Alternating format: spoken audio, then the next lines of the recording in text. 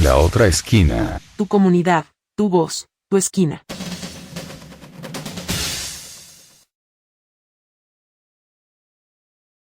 Saludos cordiales desde la Corporación de Desarrollo Social CODES, en este nuevo video podcast en el que abordaremos el llamado a referéndum y consulta popular presentado por el presidente Daniel Noboa y que se efectuará en noviembre del año en curso.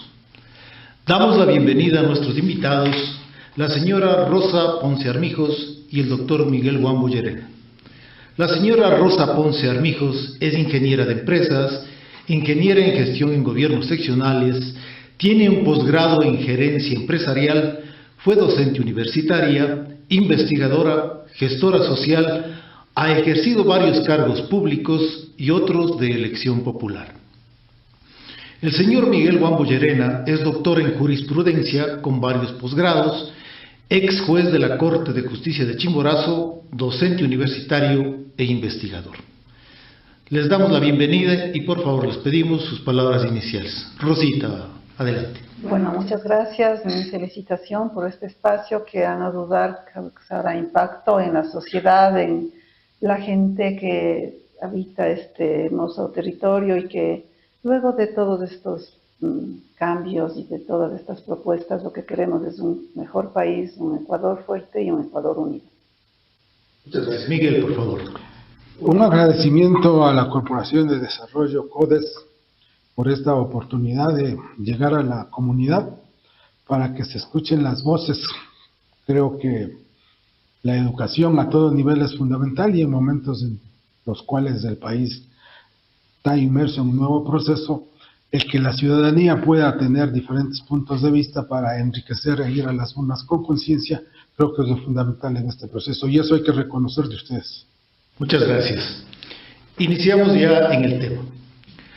Les damos a ustedes el contexto en el sentido que luego de varios anuncios desde el Ejecutivo, fechas y textos, algunos aprobados, otros rechazados por la Corte Constitucional, finalmente se cuenta con una fecha definida por el Consejo Nacional Electoral para llamar a una consulta popular y referéndum, el día 16 de noviembre del año en curso. Los ciudadanos ecuatorianos debidamente empadronados deben acudir a las urnas para votar sobre, lo primero, en referéndum. ¿Está usted de acuerdo en que se elimine la prohibición de establecer bases militares extranjeras o instalaciones extranjeras con propósitos militares y de ceder bases militares nacionales a fuerzas armadas o de seguridad extranjeras, reformando parcialmente la Constitución de conformidad con el anexo a la pregunta? La segunda, ¿está usted de acuerdo con que se elimine la obligación del Estado de entregar recursos del presupuesto general del Estado a las organizaciones políticas, reformando parcialmente la Constitución de conformidad con el anexo de la pregunta? La tercera, ¿está usted de acuerdo con reducir el número de asambleístas y que se los elija de acuerdo con los siguientes contenidos? 10 asambleístas nacionales, un asambleísta elegido por cada provincia y un asambleísta provincial adicional por cada 400.000 habitantes de acuerdo al último censo nacional. Y la pregunta de consulta popular, que es, ¿está usted de acuerdo en que se convoque e instale una asamblea constituyente cuyos representantes sean elegidos por el pueblo ecuatoriano de acuerdo con las reglas electorales previstas en el Estatuto Constituyente adjunto, para elaborar una nueva Constitución de la República, la cual entrará en vigencia únicamente si es aprobada posteriormente por los ecuatorianos en referéndum? La pregunta para los dos, por favor. ¿Qué implicaciones tiene el referéndum y la consulta popular en términos de fortalecimiento o debilitamiento de la democracia en el Ecuador? Por favor, Rosita. Bueno, los temas abordan de manera general la seguridad nacional, que la vemos muy deprimida por este contexto geopolítico latinoamericano y mundial. Entonces, urge tener apoyo, urge hacer un esfuerzo efectivamente, y en un contexto también local como el que acabamos de pasar, también urge que este país trabaje unido. En ese contexto, pues nosotros no estamos aquí hablando ahora por el sí o por el no, sino más bien de cómo debemos abordar las necesidades y problemas que tiene este país, que no es solamente de orden interno, sino de este contexto geopolítico nacional al que hago referencia, con influencias del narcotráfico y con ello de movimientos también irregulares en todos los sectores donde sucede este tema del tráfico de drogas, por ejemplo. Eso de manera general. Con respecto a la reducción de los partidos políticos, en el sentido de que no se va a dar financiamiento, pienso que hubiese sido necesario que primero se haga una reforma al Código de la Democracia. Que no podemos admitir que, aunque no tengan financiamiento, la forma como son concebidos los partidos y movimientos políticos, con el objetivo fundamental que sería la capacitación, la formación de verdaderos líderes y lideresas que conduzcan al país, ¿no es cierto? De acuerdo con el financiamiento que no se les dé, pero también los 287 partidos y movimientos que existen en el país deben ser reducidos. Entiendo que esto será una limitación para que sigan actuando en el tema electoral. Sin embargo, pienso que eso debería haberse hecho primero una reforma al Código de la Democracia, para luego tener claridad con respecto a el financiamiento o los requisitos, los dineros que necesita un partido y un movimiento político para lo que se ha venido haciendo y que no ha sido realmente utilizado en este objetivo, y esto nos consta. Creo que a la mayoría de ciudadanos, que se ha desviado esos fondos en otras cuestiones y propósitos que no eran los previstos, como la capacitación, como la formación de cuadros, como la promoción de las ideas para el país, para apoyar al país. Y en el otro tema de la reducción de asambleístas, pienso que es positivo, pero que igual tenía que ser considerado como una reforma del código, porque la densidad poblacional, por ejemplo, en el país, no le favorece a las provincias pequeñas. Decía que por el tema de densidad poblacional habrá provincias que tienen en ese sentido más representantes a la Asamblea Nacional que provincias pequeñas como las de la Sierra Centro, por ejemplo. Entonces, desde mi punto de vista, eso significaría una inequidad en la participación. De todos modos, eso hay que analizar, y pienso que tenemos tiempo para hacerlo, y de manera general podría manifestar esto en los dos sentidos. Es necesario que haya una reducción de los partidos y movimientos políticos, pero también una claridad para ver cómo funciona y quiénes son los partidos y movimientos políticos que van a subsistir. Serán los que tengan recursos, serán los que no tengan recursos, que puedan tener otras estrategias muy inteligentes y de un enfoque de trabajo con la gente, de trabajo de trayectoria sobre todo, porque muchas personas y líderes y lideresas que han trabajado una gran parte de su vida a favor del país, pienso que no necesitan tener una campaña electoral como las que se acostumbra a hacer con ingentes recursos económicos. Entonces yo sí pienso que es hora de debatir para dar nuestro voto con respecto a un sí o a un no al respecto de la pregunta. Y respecto a la pregunta de la constituyente, ¿qué nos puede decir? Bueno, la Asamblea Constituyente tiene que ver con una reforma importante, necesaria posiblemente desde el punto de vista de aclarar algunas situaciones como el manejo económico en el país, por ejemplo. Esta Asamblea Constituyente necesita ordenar el tema de cómo manejar el país en el tema de la economía, en el tema de la misma seguridad posiblemente, pero más allá de eso, aclarar, por ejemplo, la aplicación de la justicia y cómo se maneja la justicia en el país con respecto a lo que ahora nosotros hemos observado en este tiempo. Muy difícil que se haga justicia, que se haga un control de la delincuencia, que sobre todo permanezca ese ambiente que necesita un país para desarrollarse, para tener tranquilidad, significa también muchos cambios muy fuertes. Y esta asamblea, con respecto a que la gente diga que sí o que no, pues bueno, ese es un tema democrático. Yo creo que este país puede ir con una propuesta a la asamblea, por ejemplo, preguntándonos qué pasó con los resultados de las mesas de diálogo y de trabajo que se hicieron en el 2022. Allí existe un insumo importante para proponer en las diferentes mesas que, si es que de aprobarse la asamblea constituyente, se puede desarrollar y hacerlo, hacer incidencia, yo digo, la movilización con propuesta. Esta asamblea podría ser una movilización con propuestas desde los sectores que han venido demandando esa justicia y esa equidad. Ahí está una oportunidad, pero tenemos insumos y esos insumos no deben quedar en letra muerta. Tenemos insumos en todos los ejes que se están planteando para la Asamblea Constituyente de ser aprobado el sí. Entonces a mí me parece una ventana y una oportunidad para que la población del país, de las organizaciones, el movimiento indígena, el movimiento de mujeres, los ciudadanos y ciudadanas, podamos aportar no solamente con un sí, sino con la participación de los representantes en la asamblea, con estas propuestas que han costado hasta sangre y vidas, y que están allí en letra muerta. Entonces, esas propuestas pueden pasar a ser parte de una asamblea constituyente con movilización y con propuesta.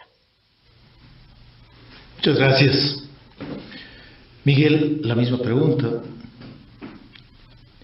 ¿Qué implicaciones tiene el referéndum y la consulta popular en términos de fortalecimiento o debilitamiento de la democracia en el Ecuador? Debo iniciar señalando que la estructura constitucional de la Constitución vigente establece estas posibilidades en las cuales Presidente de la República, Asamblea y ciudadanos, cumpliendo los porcentajes, pueden acceder a esta posibilidad.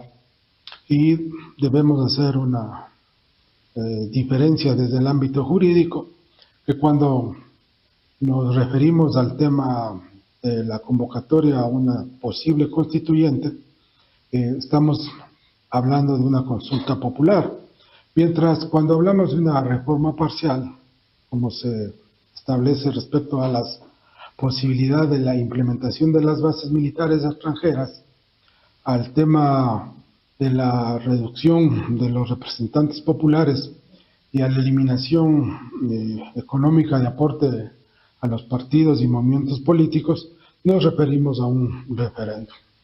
En este contexto, debemos también resaltar que el artículo 106, si no me equivoco, de la Constitución, establece el derecho de todos los ciudadanos a la participación. Y una de estas formas de la participación justamente es la convocatoria por los órganos estatales para que los ciudadanos en el día y la hora, en este caso el 16 de noviembre, nos pronunciemos sobre lo que se nos está llamando a consulta. Esto es, ¿estamos o no de acuerdo a las bases, la implementación de las bases militares? Bueno, ahí hay diferentes opiniones. Hay algunos que nos hacen reflexionar que el vecino del norte, Colombia, tiene 7 bases militares y el tema de la inseguridad, el tema del narcotráfico no ha variado en nada. Otras tesis manifiestan que va a apoyar al tema del combate a la seguridad. El tema de los partidos políticos, en cuanto a al financiamiento, ahí queda una duda. Si actualmente el Estado da dineros y no tiene la capacidad de un control verdadero, ¿qué va a pasar cuando no existe esa posibilidad y el narcotráfico va a financiar, si es que ya no está financiando las campañas, y donde posiblemente quienes tienen mayor recursos económicos frente a quienes no tienen están totalmente en desventaja? En cuanto a la reducción de los números de representantes legales, es muy discutible. No es la cantidad. ¿Qué hacemos por la calidad? No se trata de tener 151 o reducir a 80 como se lo propone, sino que los organismos de Estado como tal tengan la capacidad, y sobre todo los ciudadanos, de saber elegir, sin menospreciar a los ciudadanos en sus diferentes actividades. Pero ya el ingresar a hacer leyes es todo un proceso de formación, más cuando estamos hablando de un tema de posible constituyente. En cuanto a la posible llamada constituyente, solo quiero hacer una reflexión. Esto es una paradoja. De acuerdo al estudio de la Universidad de Cambridge, nuestra constitución actual está en tercero o cuarto lugar en el mundo como una de las mejores. Asimismo, revisados los estudios históricos, el Ecuador está entre los primeros países del mundo, República Dominicana, Venezuela, Haití y Ecuador, que más constituciones tienen. Es una paradoja, ¿no? Y también hay una reflexión. Desde que regresamos a la democracia en 1987, se han realizado entre referéndum y consultas populares 14. La pregunta es, ¿ha cambiado algo? ¿Hemos mejorado algo? Son temas para debatir, y como bien se señaló, aquí no estamos por el sí o por el no en este momento, porque obviamente tenemos ya nuestro punto de vista, pero sí estamos para reflexionar, y como lo decían los filósofos, hay que dudar y dudar de todo. En un país, en un mundo digitalizado, en donde las redes sociales no nos permiten, porque así es la estructura, de tener un segundo para tomarnos un tiempo de establecer si es verdad, no es verdad, cuál es la reflexión, y porque inmediatamente viene otra información y otra información en las redes, y así pasa también en el país. Es un momento de que los ciudadanos, en forma patriótica, comprometida, más allá de que son A o son B, etcétera, etcétera, tomemos conciencia y decidamos lo que queremos de este país. Una gran responsabilidad para todos. Muchas gracias, Miguel. La siguiente pregunta, Rosita. ¿Qué sectores sociales se verán más afectados por los resultados de esta consulta? ¿Y cómo se han movilizado o pronunciado al respecto? Bueno, es de dominio público la última paralización de una supuesta oposición de un movimiento indígena hacia la realización de esta consulta y de este referéndum. Sin embargo, en el caso de darse, los sectores, bueno, todos los ecuatorianos, al vernos frente a esta consulta, y especialmente con respecto a la Asamblea Constituyente, es un proceso de mediano plazo, no es un proceso inmediato. Tiene una duración, tiene de algunos meses, tiene que elegirse a quienes van a estar en la Asamblea, pero sobre todo, digo yo, de realizarse esto, porque puede ser que la población diga que no. Esta asignación de escaños y esta integración de la representación significa, como decía el doctor Wambo, un importante análisis del voto de los ciudadanos, porque no se trata de elegir a quién está por el sí ni a quién está por el no, sino de quienes van a hacer posiblemente de aprobarse esto, no fundamentar, sino arreglar, si cabe el término, algunas situaciones que estamos teniendo en la Asamblea, en la Constitución actual. Pero de todos modos, de estos 80 personajes que se necesita para esta representación, es otro proceso electoral. Entonces, eso significa también una erogación de los dineros del Estado, significa tiempo y significa una madurez política de todos los ecuatorianos y de todos los movimientos, que estaría puesta una vez más a prueba. Y la otra parte que yo siempre trataré de ver como positivo en cualquier situación, especialmente en esta asamblea, si es que esta asamblea llega a aprobarse por el voto de los ecuatorianos, tendremos mesas directivas y mesas de trabajo. Y yo pienso, desde mi punto de vista, que de darse ese voto positivo, deberíamos estar pensando todos los ciudadanos y ciudadanas, todas las organizaciones, en la forma de cómo incidir en estas mesas de derechos y garantías fundamentales, en estas mesas de organización y funciones del Estado, en esta mesa de régimen económico y finanzas públicas, en esta mesa de justicia y sistema judicial, en el tema de participación ciudadana, en el tema de régimen territorial, en el tema de naturaleza y ambiente, en el tema de régimen de desarrollo e inclusión social. Eso, porque en el caso de decir los que no, yo voto no, pero ganó el sí, ¿qué vamos a hacer la gente, los movimientos que estamos por el no? No nos podemos, o los que están por el sí, quisieron que haya asamblea y no existe. Pienso que democráticamente sería bueno que se diera este espacio, pero con ese compromiso de decir que en estas mesas temáticas los ciudadanos, los movimientos, vamos a tener incidencia, pero eso significa trabajar desde ahorita y trabajar con lo que ya tenemos, como decía hace algún momento. Porque no podemos mirar impasibles, bueno, ya están elegidos nuestros asambleístas y que hagan nomás lo que sea. Tendremos que aportar de manera positiva, porque para mi modo de ver, esta es una ventana hacia la democracia, no hacia favoritismo a un presidente ni a un sector político, sino hacia la democracia y hacia el país. Así deberíamos de entender de aprobarse esta asamblea constituyente. Muchas gracias, doctor Miguel.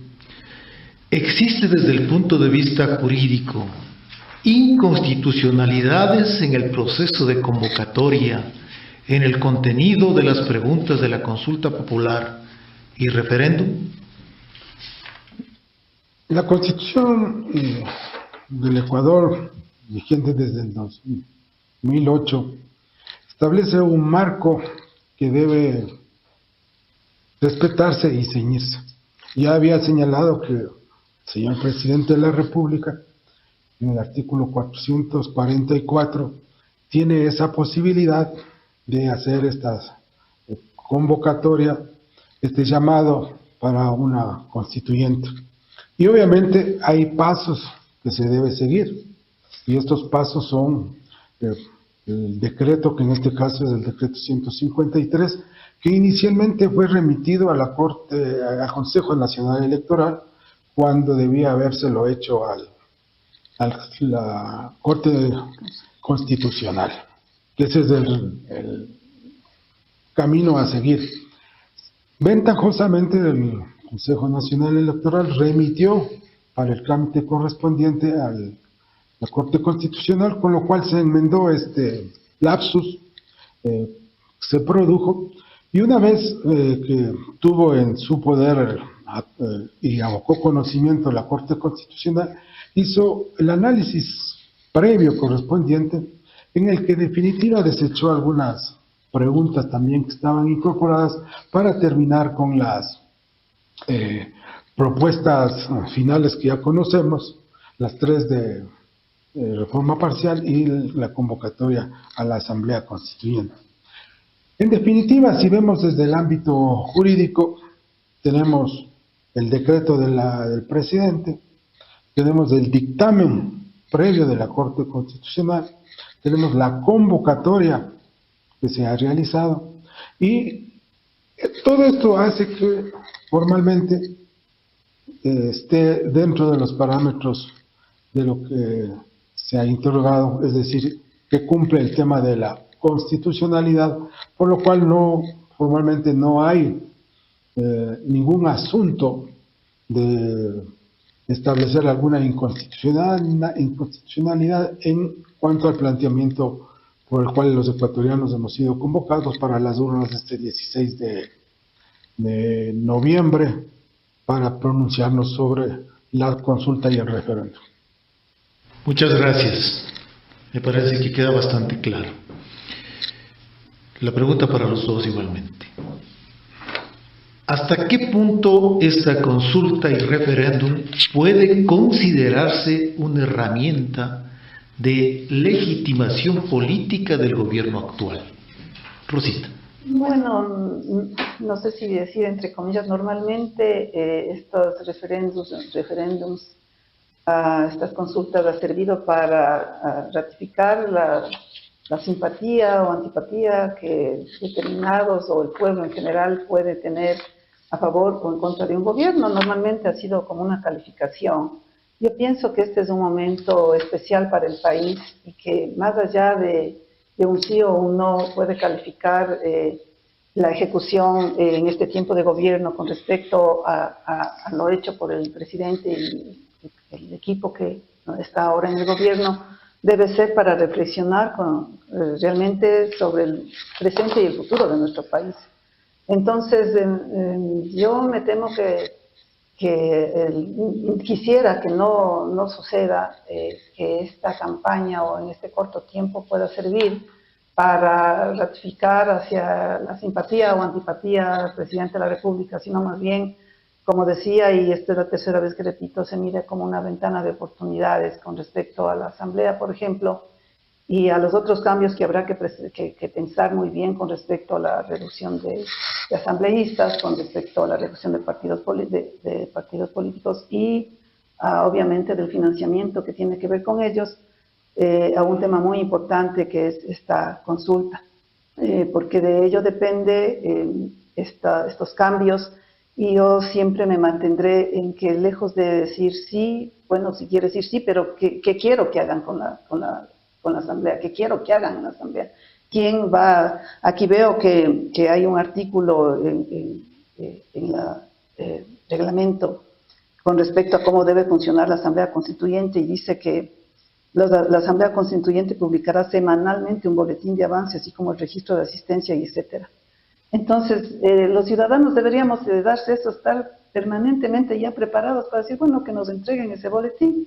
Y asimismo, desde ya, digo yo, hay un insumo importante y me parecería que sería patriótico y un acto de amor a nuestro país el que el movimiento indígena, las organizaciones sociales, aportemos y apuntemos con nuestro aporte con respecto a estas mesas que se han instalado o que se van a instalar, para que a través de estos asambleístas que estamos, o posiblemente si es que se apoya, se elijan, tengan la obligación de trasladar ese sentimiento ciudadano. Entonces yo pienso que con todo lo que hemos vivido no nos queda más que levantarnos de donde estamos y aportar con todo nuestro optimismo y civismo en el caso de ser aprobado esto. Y si no, pues seguiremos, pero igualmente con esa pujanza y con esa obligación moral y cívica que tenemos todos los ecuatorianos para sacar adelante a nuestro país. Muchas gracias, Rosita. Miguel, lo mismo. ¿Consideras una herramienta de legitimación política del gobierno actual este referéndum y consulta llamada? Yo quisiera plantear desde tres aristas, desde el ámbito jurídico, del ámbito político y del ámbito sociológico. Obviamente podríamos hablar también de otras aristas como la antropología, la sociología, etcétera, etcétera, pero yo creo que por el espacio de tiempo y para que seamos puntuales, debe quedar establecido que la consulta popular y el referéndum, conforme ya hemos sostenido, son mecanismos válidos de lo que se conoce como una democracia directa. Y obviamente esto está recogido por el Constituyente de Montecristi en los artículos 103 y 104. ¿Por qué se planteó este tema? Porque en principio estos vienen a constituir instrumentos de participación ciudadana que están diseñados para que el pueblo, para que el elector se pronuncie en función a la convocatoria que es de interés nacional en este caso. Y por tanto, su legalidad desde el ámbito jurídico no tiene duda alguna. Sin embargo, ahí viene el otro ámbito, ¿no? Porque no solo el ámbito legal, viene el tema de ¿hay o no hay legitimidad política? O no solo depende de la forma, sino también del fondo y del contexto en el que se le convoca. Por eso, cuando hacemos un enfoque desde el plano político, es aquí donde tenemos que hacer una ubicación desde el fondo. Y ahí vamos a preguntarnos, los gobiernos, porque no solo este gobierno lo está haciendo, ¿han utilizado o no la consulta popular o el referéndum realmente para resolver temas sustanciales, o también han utilizado, han empleado para obtener un respaldo político, reposicionarse frente a la opinión pública o distraer en la agenda política. En este contexto nosotros podemos establecer varios mecanismos que se convierten en instrumentos de legitimación política. Primero, permite a la función ejecutiva medir su apoyo ciudadano en un contexto determinado. Sirve en ocasiones para reconfigurar el discurso del poder.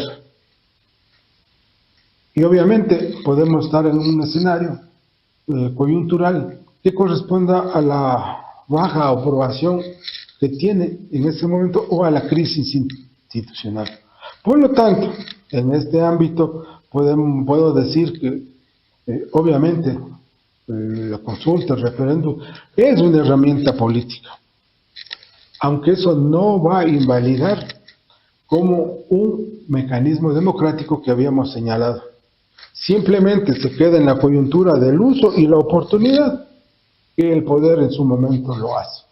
Finalmente, la otra esfera es desde el plano sociológico.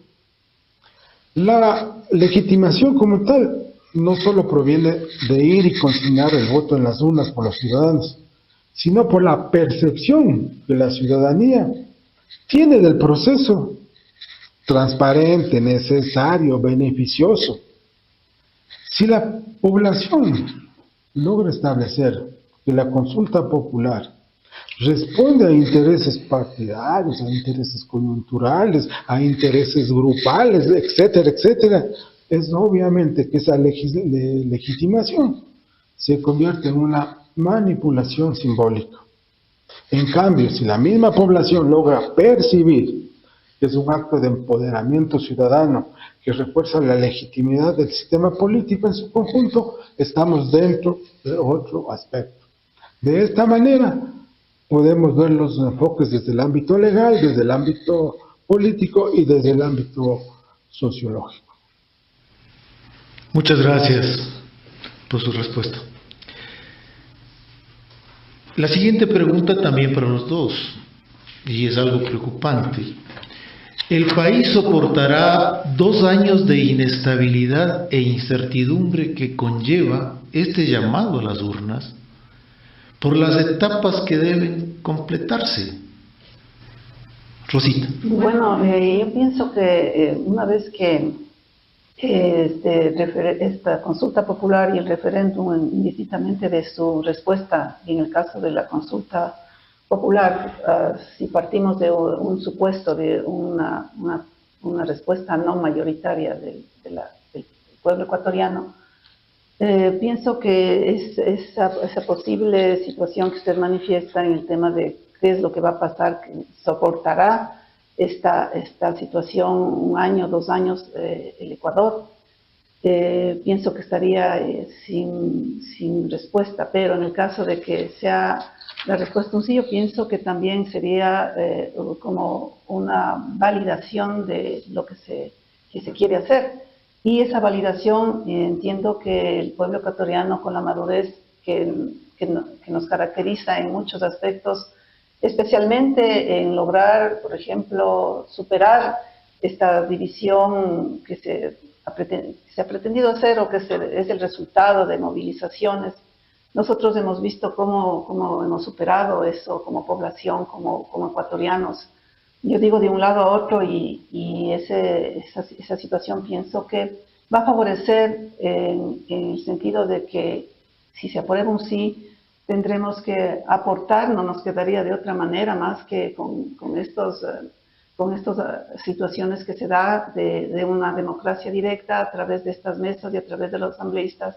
Yo digo que la ciudadanía, la mejor forma que tendría que hacer para validar esto es estos 2 años, no diría soportar, sino más bien mirarlo desde el punto de vista positivo, decir cuál es mi aporte en estos temas, a través de quién llego con estos aportes, porque muchas veces nuestros representantes, como ya nos ha pasado, llegan y hacen lo que quieren.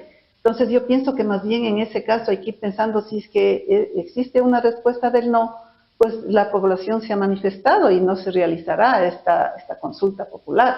Pero en el caso de una respuesta del sí, este proceso debe servir para que esta democracia directa sirva en realidad como un insumo, como un aporte de parte de todos los ecuatorianos, no solamente de los grandes empresarios, pequeños empresarios, políticos, sino del ciudadano de a pie, como decimos. Algo tendremos que decir, a través de alguien tendremos que valernos, y esto se activaría. Y eso no significa que los recursos vienen del Estado, los ecuatorianos. Recuerde usted, bueno, son malos recuerdos, la década del 90, la ciudadanía bajó a varios presidentes sin violencia, sin situaciones que puedan afectar la estabilidad del país, y el mundo se preguntaba cómo es que pueden hacer esto en este país y que no pase a mayores cuestiones de violencia. Yo pienso que nuestro país es un país sororo, inteligente, y que en el caso de estar con el sí, de la consigna debería ser a quién elegimos realmente que merezca esa posibilidad y que va a llevar la voz en lo posible dentro de lo posible de la gente. Pero eso significa también que los ciudadanos deberíamos organizarnos como con esta excelente iniciativa, a conversar, a aportar, a dar nuestro criterio, nuestra idea, por más sencilla que sea. Sí conviene que se active, porque eso es democracia, eso es hacer país, y ponerle toda la fe, ya que se dice sí, bueno, ponerle la fe, y si dice no, bueno, pues sigamos trabajando, y que eso no signifique tampoco un descalabro para el país. Es que ya dijimos que no, y pues ahora tendrá que irse el gobierno porque ya nos manifestamos que no. Entonces yo creo que debe haber un equilibrio, debe haber un amor al país, y debe haber también el diálogo intercultural que tanto venimos hablando.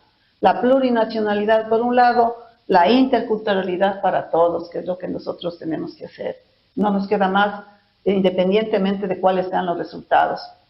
Y esto del sí y del no, también tratar de que no, bueno, yo voy a votar sí porque le apoyo al presidente, y yo voy a votar no porque quiero que salga este presidente. No se trata de eso, se trata de tener responsabilidad con el país, y digo sí, pues bueno, ¿cuál va a ser mi aporte? ¿En qué voy a aportar?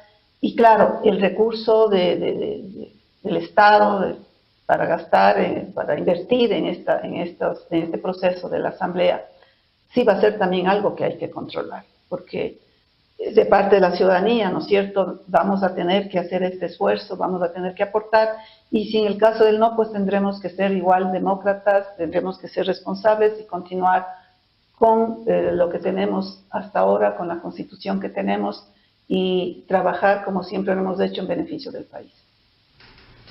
Muchas gracias, Rosita. La misma pregunta, doctor. Muchos analistas nos dicen que tenemos probablemente 2 años de inestabilidad e incertidumbre ante este llamado a las urnas por todo el proceso.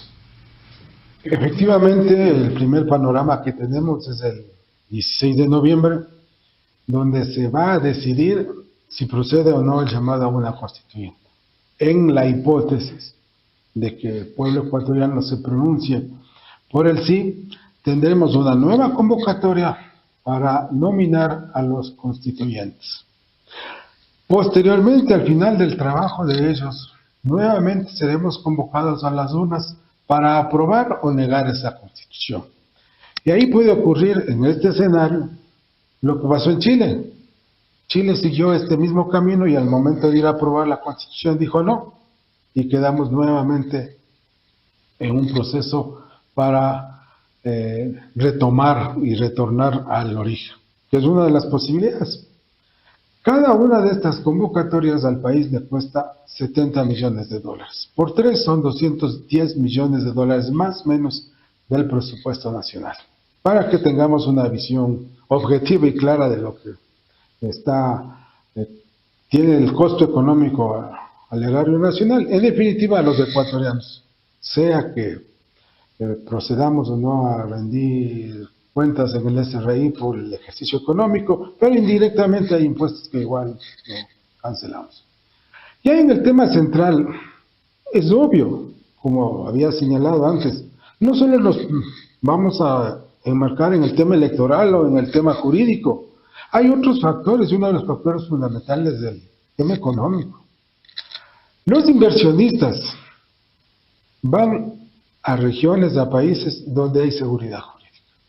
Si están en un proceso de elecciones de sí o no, y ojo, esta constituyente lo que va a definir es, ¿queremos seguir teniendo un Estado fuerte que controle? ¿O queremos tener un Estado débil donde los recursos naturales sean destinados por las transnacionales? Y no solo hablo del petróleo, de las minas, sobre todo de un recurso fundamental en el mundo que se está discutiendo, el agua. El agua. ¿Y por qué hago mención a esto? Porque esto no solo es cuestión del Ecuador, esto es un tema que viene de la cuenca amazónica. El futuro donde tienen la mirada las grandes potencias desde la cuenca del Amazonas, de las que nos incluye, es el agua.